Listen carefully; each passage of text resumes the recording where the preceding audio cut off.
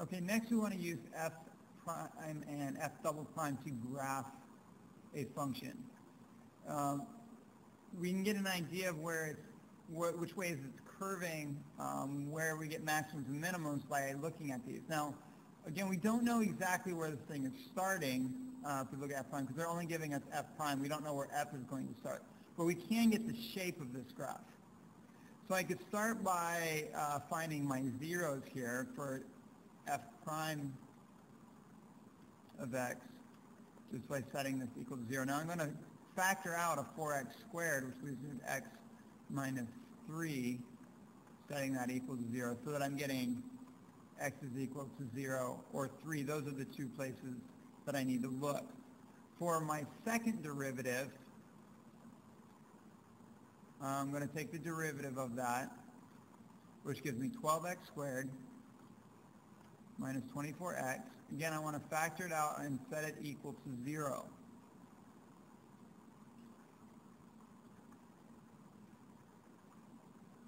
And setting that equal to 0, again, it's going to give me 0, but then I'm going to get a 2. Now I want to look at the intervals there. And first, really, I'm looking at the f first. So I'm going to use the second derivative test here to do this.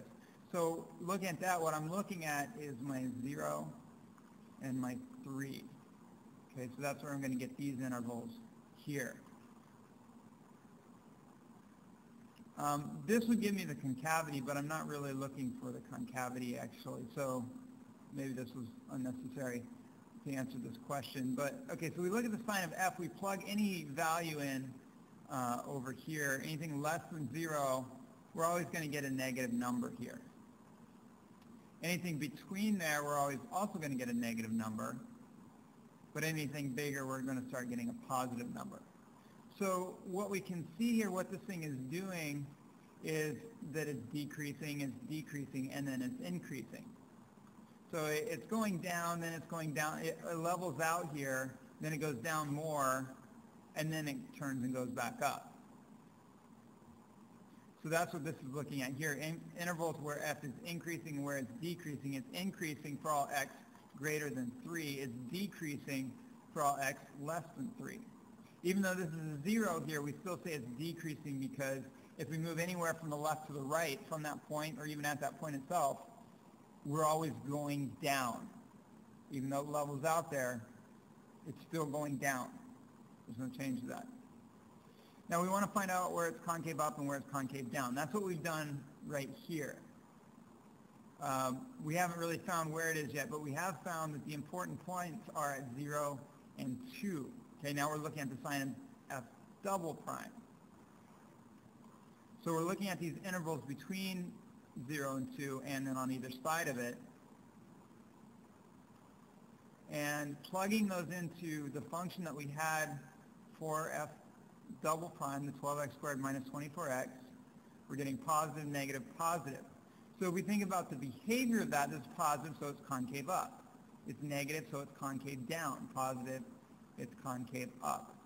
Now copying this table from the last page, or actually putting it all together with this one, notice that we've put together the 0 and 2 from our concavity together with the 0 and 3 that came from our first derivative, where we would get our critical points.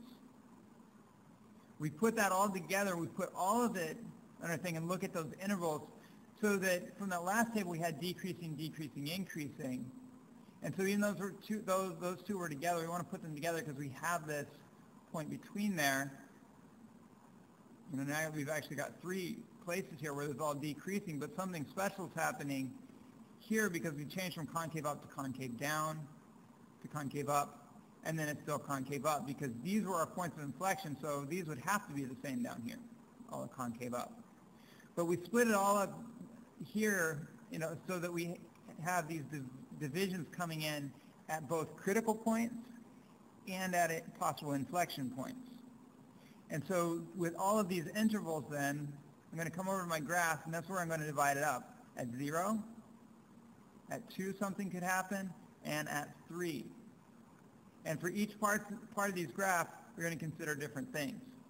So let's start maybe with the first derivative, we know that it's decreasing, and it's going to be going down, and so I'm just going to sketch that above my graph, that we're going down all the way from -1 to 3, and then after 3, that's where it's going to start increasing.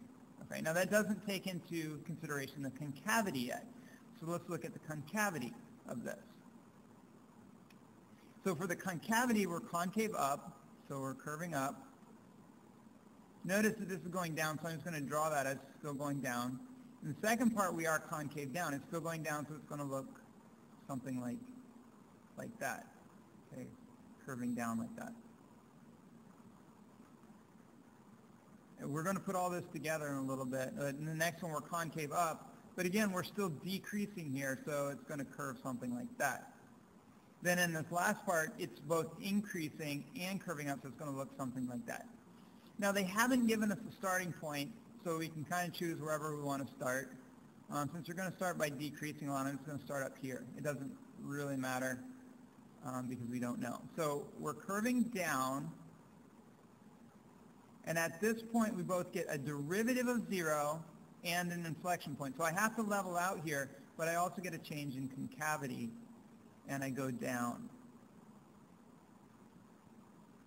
Now, at this point, 2 has nothing to do with the first derivative, so it's still curving down, but it does change. We start curving back up. And at 3, this is a extrema. This is where our first derivative is 0, so it has to level out there, and then we increase after that. And it's always going to be concave after that. We really should put an arrow on this side because it keeps going. That's the basic idea. So we've checked both the first derivative, it's always going down, and then always going up. We've checked the second derivative for the concavity, which way it's curving, and then we've also checked that with, again, getting our zeros from the first derivative.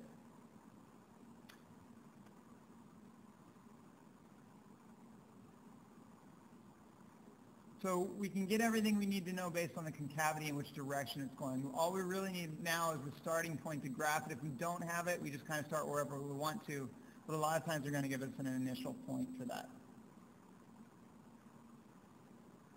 Okay, so this one, they're giving us f prime here.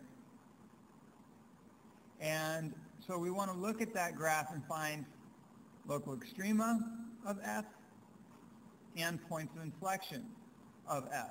To find the points of inflection, since this is f prime here, we're going to have to look at its derivative. So the derivative of this is going to give us f double prime for the points of inflection. So let's start with the local extrema of f. If this is a derivative, we're going to look for our zeros and our places where this does not exist. And we're going to need to find sign changes of that. Okay, does not exist. So for sign changes, we look at f prime here. We're positive, we're negative. That's a sign change. This is an extrema at -3. And so that would be a max. Here at -1, we're going negative to positive. So that would be a minimum. If we keep going, we're positive, and then we have that does not exist here. We jump from positive to negative, so that's also a maximum at 0. There's another 0 right here, from 0 to negative to positive, so that's a minimum. That's happening at 1. Then at 2, we're going from positive to negative. So positive to negative is curving like up and then down, and so that's a 2. And we could also include